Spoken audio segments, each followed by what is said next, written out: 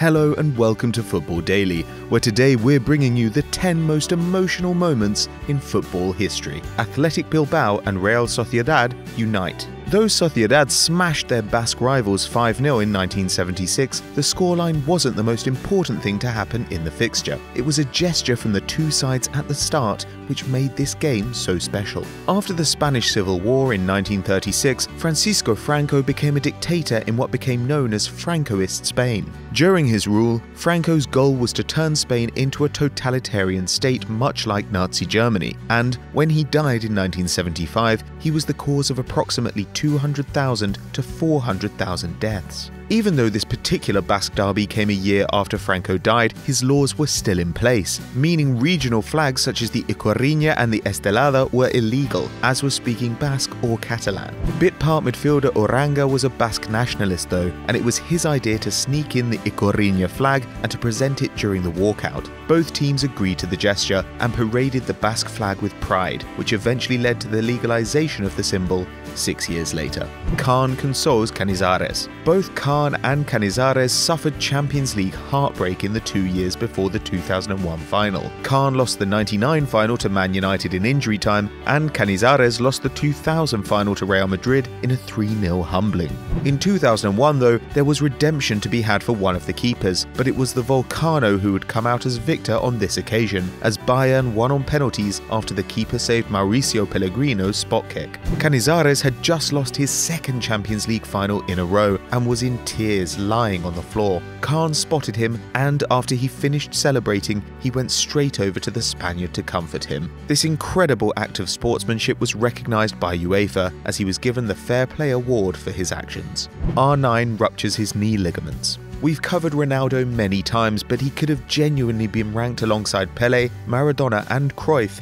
if it wasn't for his injuries. The striker had it all, and when he joined Barcelona at 19, he scored an incredible 47 times in 49 appearances. This should have been the beginning of a long and record-breaking career for Ronaldo, and though he won a second World Cup, 2 Copas America and 2 league titles afterwards, he never managed to reach the level he was at before his knee injuries. Despite underwhelming in the 98 World Cup final due to suffering a seizure before the match, it was his second knee injury at Inter which really made us feel sorry for El Fenomeno. It hit him in November 99, and after 5 months out, he made his comeback in the Coppa Italia final against Lazio. To say things didn't go to plan is an understatement, as 7 minutes in, Ronaldo injured his knee again and missed the entirety of the next season as a result. All of the Inter players were distraught, and so was every neutral across the globe. Casillas and Xavi leave Spain. Iker Casillas and Xavi Hernandez were the faces of Madrid, Barca and El Clásico for years before they left their respective clubs in the very same summer.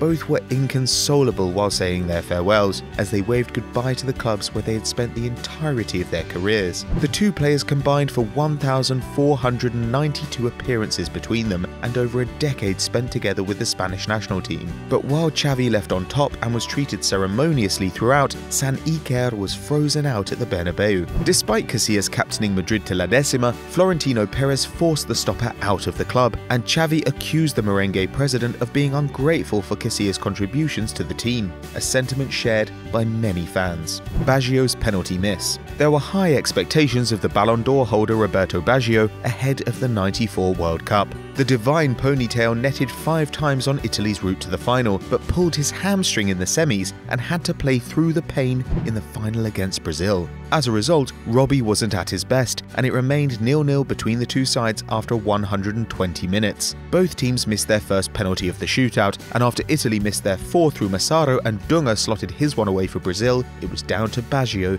to keep the Italians in it. But he skied it over the bar and was cruelly denied the fairy tale ending his tournament deserved. The image of a devastated Baggio became iconic, and the miss will always remain an unfortunate chapter in what should have been a glorious story. Kankava saves rival's life.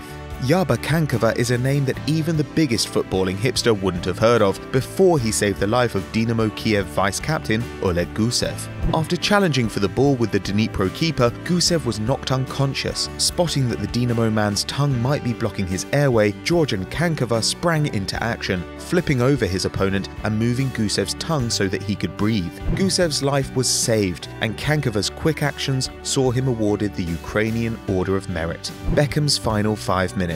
David Beckham was the global face of football since his teenage years. From the tabloids snapping Posh and Becks non-stop in the late 90s to becoming a Galactico at Madrid, the camera seemed never to be off him during his playing days. After stardom in Manchester, Madrid, LA and Milan, Beckham finished his career in Paris, making 14 appearances in his final season as a professional. His last game pulled the heartstrings though, as he was made captain in PSG's final home match against Brest. In his last 5 minutes on the pitch before he was subbed off in the 80th, Becks was a teary-eyed mess, and once his time was up, he sobbed even more, walking off the pitch while being hugged by every single PSG player. A heartwarming way to end a long and illustrious career. Abidal lifts the Champions League trophy. We've got a little special with Abidal coming up soon, but we couldn't resist telling you about our favourite memory of the Frenchman. In March 2011, Eric was diagnosed with a tumour in his liver and underwent life-threatening surgery. Many doubted whether the defender would play again, but the football world came together in solidarity with him, as Madrid wore Animo Abidal shirts and even had the gesture on their scoreboard, showing that some things surpass rivalry. Astonishingly, just 2 months later, Abidal was starting in the Champions League final against Man United, in which the Catalans came out victorious.